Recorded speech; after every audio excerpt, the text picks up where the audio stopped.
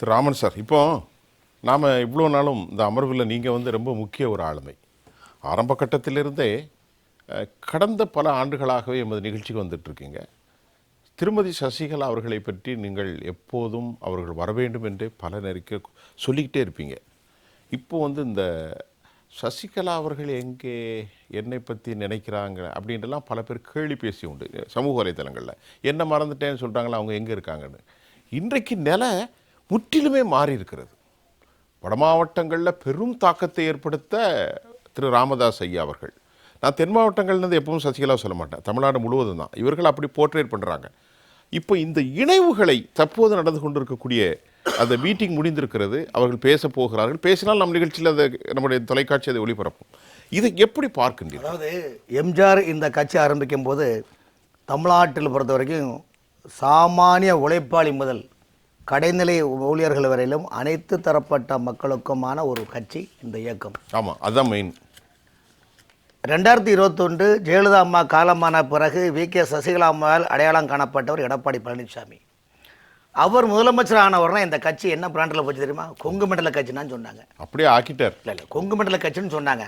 ஆகவே இன்னைக்கு வி.கே. சசிகலா அம்மையார் ஆரம்பித்த கட்சி தென் மாவட்ட மக்களின் கட்சி ஆனாலும் அதில் ஒன்றும் தப்பு ஒன்றும் கிடையாது. காரணம்னா எங்கே இருக்குன்னு சொல்கிறாங்களே இல்லையா? ஏளனமாக உதாசீனமாக கேலி செய்தவர்கள்லாம் எங்கேயோ இடத்துல இருக்குன்னு சொல்கிறாங்களே, அதுவே நம்ம பெருமை அடையணும். காரணம் என்றால் இன்றைக்கி வட தமிழகத்தை பொறுத்தவரையிலும் திருவண்ணாமலை மாவட்டம், கடலூர் மாவட்டம், தருமபுரி மாவட்டம், கிருஷ்ணகிரி மாவட்டம், இந்த மாதிரி கிட்டத்தட்ட 11 மாவட்டங்களில் பாட்டாளி மக்கள் கட்சி டாக்டர் ராமதாஸ் இல்லாமல் எந்த கட்சியும் இங்கே ஜெயிக்க முடியாத உள்ள நிலைப்பாடு. உதாரணம் 2026 மைனாரிட்டி திமுக ஆட்சி அமைக்கின்ற போது பாட்டாளி மக்கள் கட்சியுடைய துணையோடு தான் கலைஞர் ஆட்சி அமைத்தார் என்பது யாரும் மறந்துவிட முடியாது. இன்றைக்கி தமிழ்நாட்டில் 50 அரை நூற்றாண்டு காலமாக 50 ஆண்டு காலமாக தமிழகத்தில் பிற்படுத்தப்பட்ட மக்களுக்கு பல்வேறு சலுகைகளை 20% உள் ஒதுக்கீடு வேலைவாய்ப்பிலும் கல்வியிலும் பெற்றுக் கொடுத்தது டாக்டர் ராமதாஸ் தான். அது யாரும் மறக்க முடியாது. அதே போல் சமூக நிலை வீராங்கனை என்று எப்படி நம்ம ஜெயலலிதா அம்மாவை சொல்கிறோமோ அதே போல் சமூக நீதிக்கும் டாக்டர் ராமதாஸும் ஒரு வித்து விட்டவர் தான். அதுவும் தமிழ்நாட்டில் யாரும் கடந்து போக முடியாது அவருடைய நிலைப்பாடுகளை. அப்படிப்பட்ட பழம்பெரும், அதாவது இன்றைக்கி மருத்துவர் ராமதாஸ்ன்னு சொல்கிறோம், ஜெயலலிதா அம்மாவை அம்மான்னு சொல்கிறோம், வி.கே. சசிகலா அம்மாவை சின்னம்மான்னு சொல்கிறோம். இதெல்லாம் மக்களாக கொடுத்த பெயர்கள். எனக்கு கொடுங்கன்னு யாரும் எழுதி போட்டு யார் நீ கொடுங்க, என் பேரை சொல்லுங்க, நான் மதுரையில் மாநாடு போடுறேன், எனக்கு ஏதாவது ஒரு சாமியாரை வச்சு பட்டம் கொடுங்கன்னு சொல்லலை. நான் சொல்ல புரிஞ்சுக்கிட்டீங்கன்னு நினைக்கிறேன்.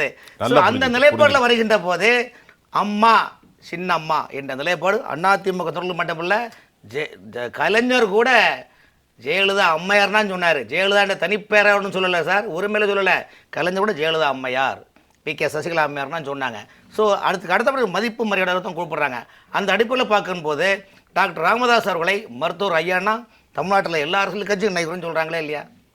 மருத்துவர் ஐயா தைலாபுரம், திண்டிவனம், தைலாபுரம் பெரியவர், அதனால ஒன்றும். ஸோ அப்படிப்பட்ட நிலைமையில் இன்றைக்கி வி.கே. சசிகலாமையுடைய அந்த கட்சி ஆரம்பித்த உடனே ஒவ்வொருத்தரும் ஒவ்வொரு நிலைப்பாடாக சொல்லிட்டு இருந்தாங்க.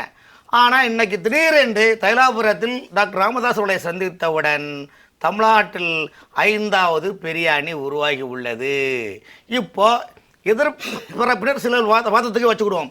தென் மாவட்ட மக்களுடைய ஆதரவு பெற்ற கட்சி நம்முடைய புரட்சி தலைவர் மக்கள் முன்னேற்ற கழகம்னு வச்சுக்கிடுவோமே. அப்படி என்றால் வட மாவட்டங்களில் உள்ள 11 மாவட்டங்களில் டாக்டர் ராமதாஸுடைய அசைக்க முடியாத ஓட்டு வாங்கிட்டு எடுக்கிறதுக்குள்ளாமே.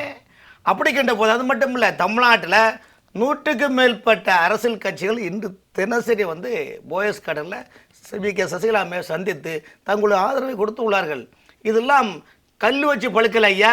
ஐயா பிஞ்சு காய பழுக்க வச்சு அதில் புகை போட்டு கல் வச்சு பழுக்கவில்லை. நேச்சுரல் ஆர்கானிக் தானாக பழுத்த பழங்கள் உள்ள நிலைப்பாடு உள்ளது.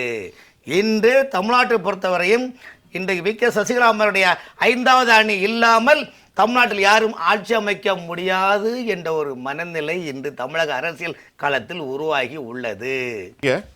உங்களுக்கு ரொம்ப இந்த நிகழ்ச்சியில் கலந்து கொண்டது உங்களுக்கு மிகவும் தகுதியுடையவராக நான் பார்க்கிறேன். ஆரம்ப கட்டத்திலிருந்தே அம்மாவுடைய மிகப்பெரிய ஆதரவு நிலைப்பாட்டை எடுத்துக்கொண்டு பேசுவீர்கள். இந்த கூட்டணி குறித்து தங்களின் பார்வை. அதாவது என்ன விஷயம்னா, தேக்கத்தெளிவு சின்னம்மாவுடைய மனசில் அவங்களால மறக்க முடியாத ரொம்ப சங்கடமான மனநிலைக்கு வர காரணம் என்னென்னா, 2011 2021 வரையும் 10 ஆண்டு காலம் திமுகவே இல்லாத ஒரு நிலைப்பாடை அதிமுக ஆட்சிக்கான கட்டமைப்பு உருவாக்கியது தியாகத்தில் சின்னமாக தான். என்னிடம் பல விஷயங்கள் பேசினார். கம்யூனிஸ்ட் கட்சியில் ரைட்டு லெஃப்ட்டில் வந்து ஒவ்வொருத்தரும் ஒரு ரூமில் வச்சு கையெழுத்து போடுங்க, பிடிங்க, சீட்டை பிடிங்க, போயிட்டுருங்க, டிவியில் எவ்வளோ அடுத்த நியூஸ், அடுத்து அந்த கட்சி வாங்க உட்காருங்க, இவ்வளோ தொகுதி போயிட்டுருங்க, அவ்வளோ. அதாவது அது டக் டக் டக்குன்னு அந்த திட்டங்களை வழிவகுத்து ஆட்சிக்கு வெற்றிக்கான வழிகாட்டியாக திகழ்ந்தவர் வி.கே. சசிகலா அம்மையார் தான். ஆனால் சரி இன்னைக்கு திருந்துவாங்க, நாளை திருந்துவாங்க, சரி ஒன்று சேரும் அவங்க நினைச்சது ஒன்று. அதாவது கிராமத்தில் சொல்லுவாங்க, சொல்லிப்பார் தள்ளிப்பார் தள்ளிக்கலைன்னு கிராமத்தில் பழமொழி சொல்லுவாங்க. அப்போ என்னன்னா, சரி இன்னைக்கு நம்ம பிள்ளைங்க தானே, நம்ம பிள்ளைங்க நம்ம கட்சி, சரி யார் என்ன சில தவறு நடக்குதான் செய்யும், அவங்கள என்னைக்கு திருந்தாங்கன்னா கடைசியில் பார்த்தா இவங்கள பார்த்துன்னா திறந்து பார்த்தேன் பறந்து போச்சுன்னு படம் ஆளுங்கட்சியோட ரகசியமாக ஒப்பந்தம் பண்ணி அண்ணன் துரைக்கண்ணா சொன்னார். பார்த்தீங்களா, நான் சொல்லாமல் இருந்தேன், அண்ணன் சொல்லிட்டாரு.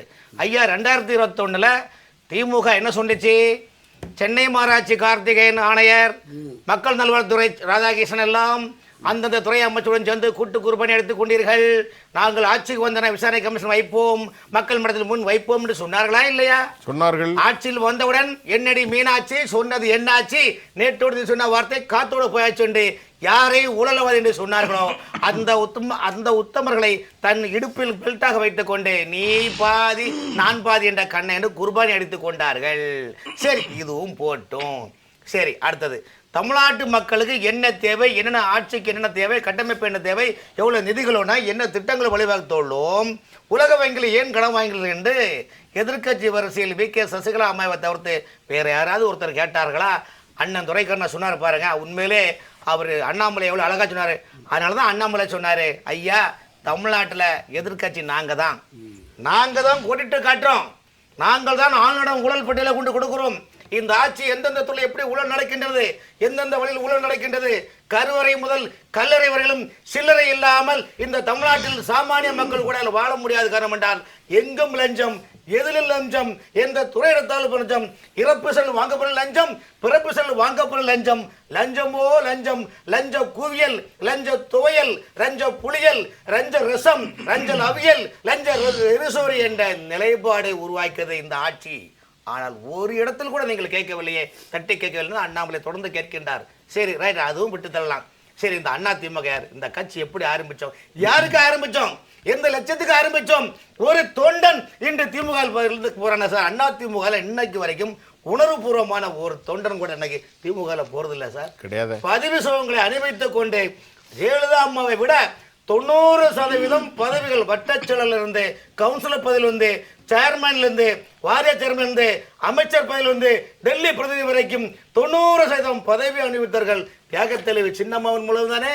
இன்று நீங்கள் சொல்லுகிறீர்கள், நீங்கள் யார் என்று கேட்கிறீர்கள். அதுதான் அந்த அம்மாக்கு, அதாவது எவ்வளவு பெரிய கொடூரமான வார்த்தை சசிகலா அம்மாவுக்கு. உண்மையிலே அவங்களை தாங்க முடியாத வேதனை என்றால், என் கையில் என்னை பார்த்து எப்படிலாம் நீங்க சோசியல் மீடியாவில் எப்படிலாம் நீங்க வணங்குனீங்க, நான் உங்களை கூப்பிட்டேனா?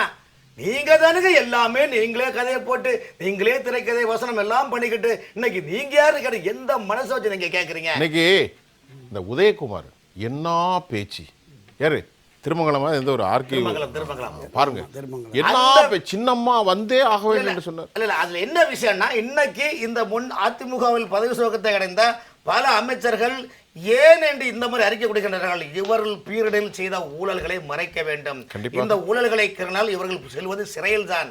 ஆகவே இப்போதற்கு ஆட்சிக்கு ஜால்ரா போறன் எப்படி என்றால் தந்தானை துதிப்போமே என்ற நிலைப்பாடு உருவாக்க வேண்டும். ஆகவே தான் கடந்து வந்த பாதையெல்லாம் மறந்து இப்ப இருக்கிற பிரச்சனையை சேர்த்த பணத்தை காப்பாற்ற வேண்டும் ஒற்றை நிலை கொடுக்கணும் போது இனிமேல் என்ன பலம்?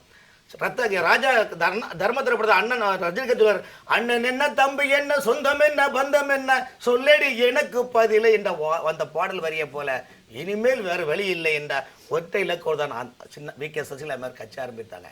சரி கட்சி என்ன தமாஸ் பண்ணாங்க, அப்படி இப்படின்னு சொன்னாங்க. இன்னைக்கு என்னங்க, தமிழ்நாட்டில் 11 மாவட்டத்துடைய வெற்றியை நிர்ணயிக்கக்கூடிய, ஆட்சி அதிகாரத்தை நிர்ணயிக்கக்கூடிய பாட்டாளி மக்கள் கட்சி தலைவர் டாக்டர் ராமதாஸோடைய சந்தித்தவுடன் என்ன, ஐயோ நாம என்னமோ நினைச்சேன், இவ்வளோ விஷயம் நடக்குதா என்று வீழ்வேன் என்று நினைத்தாயோ என்ற பாரதியார் வரிகள் இன்னைக்கு பொருத்தக்கூடிய திரும்பவும் பொருத்தப்படுத்துக்காரர் என்றால் எப்படியுமே ஒரு மனுஷனா ஓரளவுக்கு இருக்குது. சாது மிரண்டால் தறிகொள்ளாதுன்னு சொல்லுவாங்க கிராமத்துல. அதனால எதுக்கு ஒரு அளவுகோல் இருக்குது, அளவுகோல் தான் எல்லாருக்கும் வாழ்க்கை.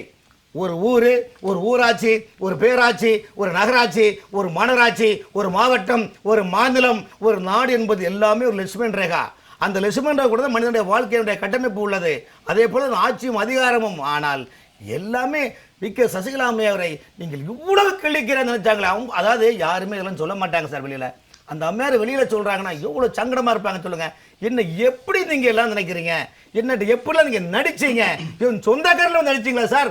ஒரு காலத்தில் மன்னார்குடியில் வி.கே. சசிகலாவோட உறவினரை சந்தித்தெல்லாம் பதவி வாங்கினவங்க உண்டு சார். எனக்கு அண்ணனுக்கு தெரியும். என்னை விட அண்ணன் துறைக்காரனாக ஆ முதல் அக்கு வரலும் ஏ முதல் இசைட்டு அவருக்கு தெரியும். அவருக்கு ஒரு சிறப்பு உண்டு. ஒரு நிமிஷம். டாக்டர் புரட்சித் தலைவருடைய காலத்தில் எதையுமே எதிர்பார்க்காமல் ஒரு சாதாரண தொண்டனாகும் அவரோடு நாங்கள் பழகி கொண்டிருப்பது எங்களுக்கு உண்மையிலேயே மனமகிழ்ச்சி அளிக்கிறது. ஐயா துரைக்கருணாவோடு நான் பயணிப்பது ஒரு கொள்கைக்காக, எதையும் எதிர்பார்க்காமல் எந்த விதமான வசதிகளையும் அனுபவிக்காமல் ஒரு சாமானியனாக. அவர் சில நேரத்தில் பேசுகின்ற போது எனக்கு ரொம்ப மகிழ்ச்சி. ஏனென்றால் கண்ணீர் விடுத்து விடுவார். அது உண்மையான அந்த தொண்டர்களுக்கு தான் வரும், நடிப்பவர்களுக்கு அது வராது. ஸோ அந்த மாதிரி ஒரு வீரம் நிறைந்த வரலாறு நிறைந்த இன்றைய துரைக்கருணா மாதிரி ஒரு சிறந்த ஒரு திராவிட சிந்தனையாளர்லாம் இன்னைக்கு நாட்டுக்கு எடுத்த பொக்கிஷம் சார். அதிமுக எடுத்த பொக்கிஷம் சார். அந்த பொக்கிஷத்தை எப்படி பயன்படுத்த வேண்டும் என்று கூட சில சுயநலவாதிகளுக்கு தெரியாமல் இருந்தால் என்ன சொல்லு, இவர்கள் எல்லாம் எப்படி வந்தார்கள்? தமிழர் அடிக்கடி சொல்லுவார், நீங்கள் கடந்த காலத்தில் எப்படி இருந்தீர்கள்? நீங்களிடம் விட்டாமரசர்களா டீக்கி வழியிலாமல் தானே வந்தீர்கள். இன்றைக்கு பல ஆயிரம் கோடிகளை குவித்துக் கொண்டு உள்ளூரிலும் வெளிநாட்டிலும் பதுக்கிக் கொண்டு சுகபோக வாழ்க்கை அனுபவிக்கிறீர்களே, நீங்கள் கடந்து வந்த பாதையை நினைக்கிறீர்களா? இல்லை. இதைத்தான் வி.கே. சசிகலா தொடர்ந்து வரும். உங்களுக்கு மிகப்பெரிய வருத்தத்துக்கு ஆளான காரணம் என்றால், எப்படிலாம் நீங்க நடிச்சீங்க? நான் உங்கள்கிட்ட கேட்டேனா? நீங்க தான் போய் சொல்ல வேணும்னு சொன்னீங்க, நீங்க தான் அமைச்சராகணும்னு சொன்னீங்க, நீங்க முதல்ல எல்லாமே நீங்களே டைரக்ஷன் பண்ணிக்கிட்டு வசனத்தை நீங்க எழுதிட்டு இப்போ நான் ஆகாதவங்களா? நான் நினைச்சா சோதனை காலத்தில் மத்திய அரசு காங்கிரஸ் ஆட்சியிலும் சரி திமுக ஆட்சியிலும் சரி நீங்க சைலண்டா இருங்க, எல்லாம் அந்த கம்பெனியை நான் காலி பண்ணிட்டு உனக்கு என்ன வேணும்னு கேட்டாங்களா இல்லையா? அப்போ கூட அந்த அம்மையார் தன்னுடைய சோதனை காலங்களில் துன்பங்கள் எல்லாம் தனதாக்கி கொண்டு இன்னைக்கு நீங்க எல்லாம் கேட்கிறீங்களே, உங்களுக்கு கொஞ்சமாவது மனசாட்சி இல்லையா என்ற நிலைப்பாட்டில் தான் அண்ணன் இவ்வளவு தூரம் என்னை பேச காரணம், எங்களை போன்றவர்கள் பேச காரணம் என்றால் இன்னைக்கு தமிழ்நாடு முழுவதும் இந்த 5வது அணி உருவாகி உள்ளது. இந்த 5வது அணி தான் தமிழகத்தினுடைய வெற்றியை நிர்ணயிக்கக்கூடிய ஒரு கள நிலையான உருவாகி உள்ளது என்பது என்னுடைய பதிவு.